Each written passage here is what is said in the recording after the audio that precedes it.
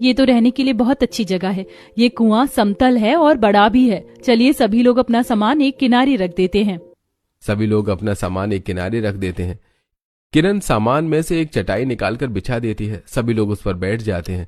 तभी अचानक कोई कीड़ा वीना के पैरों में काटकर भाग जाता है। वीना जोर से चिल्लाती है, मुझे किसी कीड़े ने काट लिया है। भगवान, कितना दर्द हो रहा है।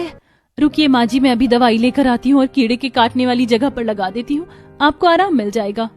अब नीलम किनारे रखे सामान में से दवाई निकालती है और लाकर अपनी सास के पैरों में लगा देती है। थोड़ी देर बाद उन्हें राहत मिल जाती है। तब वो कहती है, देख लिया किरण बहू कि ये कुआं रहने लायक है कि नहीं।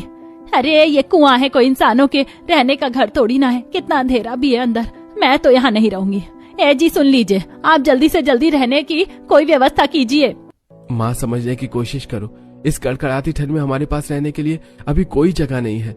जब तक हमें कोई और जगह नहीं मिल जाती तब तक हमें यहीं रहना होगा। तभी शामू कहता है, नीलम ये देखो, यहाँ कुछ लकड़ियां पड़ी हुई हैं। तुम ऐसा करो कि सामान में से मिट्टी का तेल और कुछ खराब कपड़े निकाल लो। इन लकड़ियों पर कपड़ा बांधकर मिट्टी का तेल छिड़क कर हम मशाल बना लेते हैं। कुएं में उजाला हो जाएगा।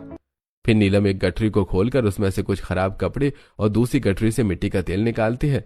शामू आसपास पड़ी हुई लकड़ियों को इकट्ठा करता है और फिर उसके ऊपर कपड़ा लपेटता है और फिर मिट्टी का तेल छिड़क देता है। उसके बाद वो माचिस से उसमें आग लगाता है और उसे कुएं के आसपास की दीवार पर लगा देता है। इस तरह कुएं में थोड़ा उजाला हो जाता है। फिर पिंकी कहती है, माँ पिताजी, मुझे बहुत भूख लगी हो, मुझे कुछ खाने को दो ना। हाँ माँ, मुझे भी बहुत भूख लगी, मुझे भी कुछ खाने को दो।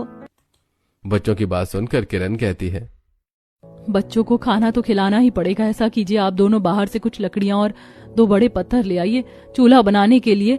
तब तक हम दोनों पत्तों की झाड़ू बनाकर यहाँ सफाई कर लेते हैं और सामान जमा देते हैं। हाँ राजू भैया, भाभी सही कहती हैं। और हाँ भाभी, वो देखिए वहाँ किनारे पर कुछ मछलियां भी रखी हुई हैं। आप मछली के साथ थोड़े चावल बना लेना। भैया चलिए हम लकड़ी और पत्थर की व्यवस्था करके आते हैं। दोनों भाई सीढ़ियां चढ़कर ऊपर चले जाते हैं। तो वहीं किरण बाहर जाकर कुछ पत्ते लाकर उसकी झाड़ू बनाती है। किरण अच्छी तरह से नीचे झाड़ू लगा देती है और ऊपर से जाले भी निकालती है। तो वहीं सभी लोग एक किनारे बैठे हुए होते हैं। दूसरी तरफ नीलम गठरियां